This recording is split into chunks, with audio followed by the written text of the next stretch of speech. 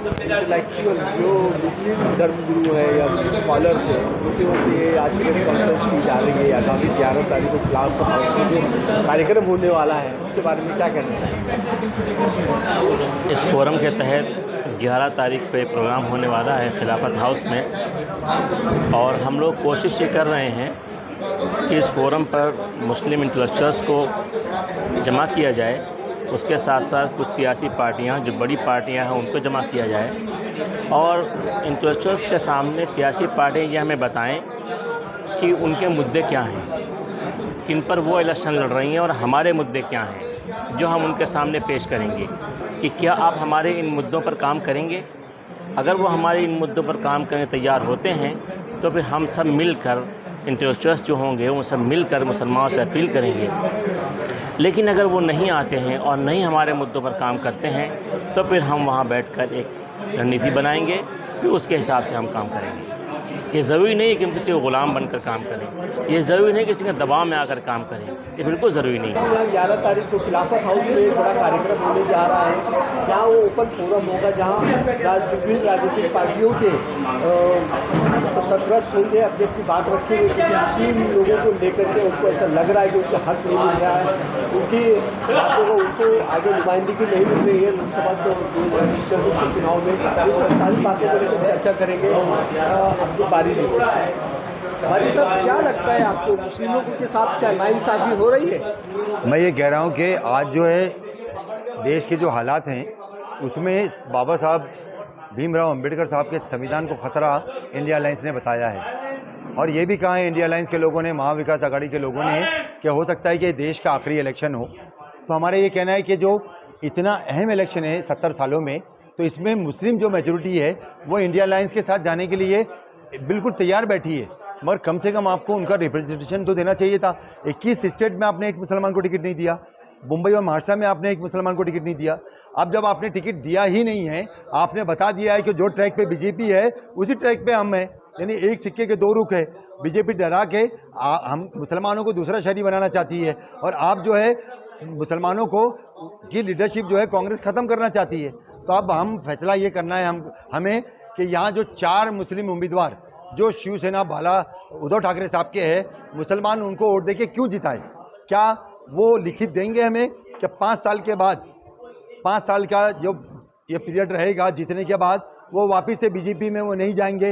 उद्धव बाला साहब ठाकरे जो उद्धव सेना के चीफ है, वो हमें लिख के अगर देते हैं इस बात को, तो हमें समझ में आएगा क्या उनकी करनी और कतनी में कोई फ़र्क नहीं है।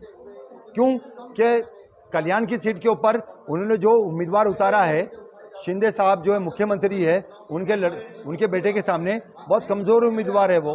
तो इसलिए एक शंका हमारे दिल में है, और मोदी जी ने अभी एक स्टेटमेंट दिया है कि अगर उद्धव साहब के ऊपर अगर कोई आँच आती है तो मैं उनके साथ खड़ा हूँ। तो ये किस बात की तरफ इशारा करते हैं कि आप आज महाविकास आघाड़ी में रहकर, कांग्रेस के साथ रहकर, आप मुसलमानों को वोट लेकर कल वापस से हो सकता है कि आप उसमें चले जाओ बीजेपी में, तो मुसलमान आपको वोट क्यों दें? अब्दुल बारी साहब, जैसे कि अभी आपने अपनी प्रेस कॉन्फ्रेंस में एक बात कही कि कांग्रेस और बीजेपी की विचारधारा एक है, भले वो मन नहीं मिलते हो, लेकिन इसमें एक बात और भी है कि विपक्षी लोगों ने आरोप लगाया था उद्धव ठाकरे के ऊपर।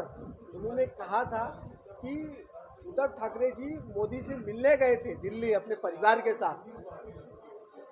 उन्होंने इतना बड़ा गंभीर आरोप लगाया था विपक्षी पार्टियों ने। आज चुनावी विभिन्न सभाओं में कहा जा रहा था कि आपने उनके ऊपर जो होने वाली कार्रवाई, उसको बचाने को लेकर के ये गए थे दिल्ली। उसके बारे में क्या कहना चाहेंगे? जैसे कि आपके मुद्दों में से एक मुद्दा ये भी है। मैं ये कहना चाहता हूँ कि देखिए कि मैंने प्रेस में यही कहा कि उनका जो है विचार का मतभेद नहीं है, उनके विचार जो है एक ही है।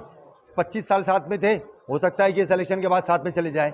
उनका मनभेद है कि मुख्यमंत्री का जो 2.5 साल का जो पीरियड का मामला था, उसी पे उनका मामला जो है अलग हुआ, और वो 2 धारों में बढ़ गए, और इन्होंने कांग्रेस के साथ हाथ मिला के अपनी मुख्यमंत्रीशिप लेकर महाविकास आघाड़ी सरकार बना ली। तो हम वही कह रहे हैं कि हमें शंका है कि अगर एक भी मुसलमान को टिकट नहीं दिया, और यहाँ कांग्रेस तो है नहीं, अब मुसलमान वोट दे तो कांग्रेस को दे।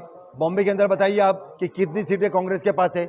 तो आप जो है सेकुलर बनकर अब आए हो, मगर आपका मुखौटा जो है वो तो जब से सेना बनी है, आपका मुखौटा तो मुसलमानों ने देखा है। तो आप आके लिख के दे दो कि भाई हम कल भी जीतने के बाद हम NRC CA का विरोध करेंगे, हम 5% मुस्लिम रिजर्वेशन देंगे, हम जो है 1947 का जो स्टेटस था इंडिया का उसको हम मानते हैं और हम बीजेपी में कभी भी 5 साल में हम या हमारा कोई भी नुमाइंदा नहीं जाएगा।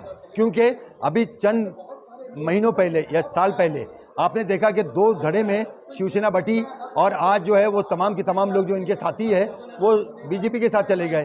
तो इनको अगर जिता दें तो क्या गारंटी है कि वापस उनके साथ नहीं जाएंगे। आज मुसलमान अपने आप को ठगा सा महसूस कर रहा है। वर्तमान में चालू है लोकसभा 2024 का इलेक्शन।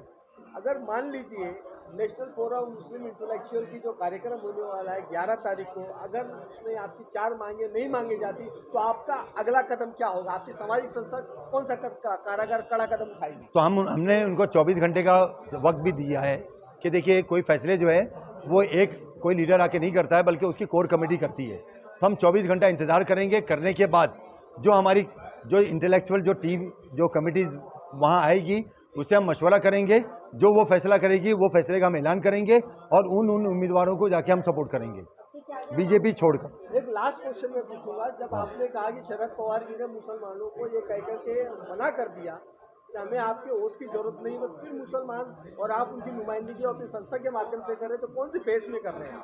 नहीं, इंडिया अलायंस जो है महाविकास आघाड़ी का जो चेहरा है, आज मुसलमान जो है पूरा तैयार बैठा है महाविकास आघाड़ी और इंडिया अलायंस को वोट देने के लिए पूरे इंडिया में।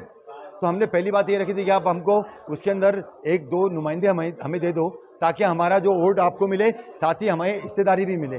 वो जब नहीं हुआ तो हम निराशा के शिकार होने के बजाय हमने उनसे सवाल किया है कि आप कम से कम हमारी 4 बातों में से आप बताइए कि कौन सी बात पे आप एग्री करते हो। अगर आप एग्री नहीं करते हो तो इसका मतलब है कि फ्यूचर में आप मुसलमानों का वोट लेकर फिर बीजेपी के साथ बैठ जाओगे। इसका मतलब है मुसलमान जो है सेकुलरिज्म के नाम पे वोट आपको दे और आप जाके वापस से उनके गोद में बैठ जाओ।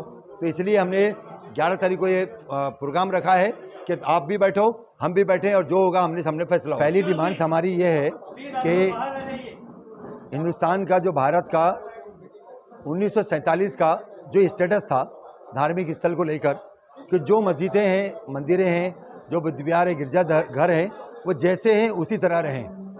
उस कानून को ये मानते हैं या नहीं मानते हैं वो लिखित दें। दूसरा हमारा ये है कि जो NRC CA और NPR जो देश के अंदर पूरी ताकत से बीजेपी लाना चाहती है, वो अगर पार्लियामेंट में इनके नुमाइंदे चुनकर जाते हैं तो क्या इसका विरोध करेंगे वो या उसका समर्थन करेंगे, वो लिख के दें। तीसरा, बॉम्बे हाई कोर्ट ने मुसलमानों को जो 5% मुस्लिम रिजर्वेशन की जो बात की थी, क्या वो 5% मुस्लिम रिजर्वेशन ये दिलवाएंगे।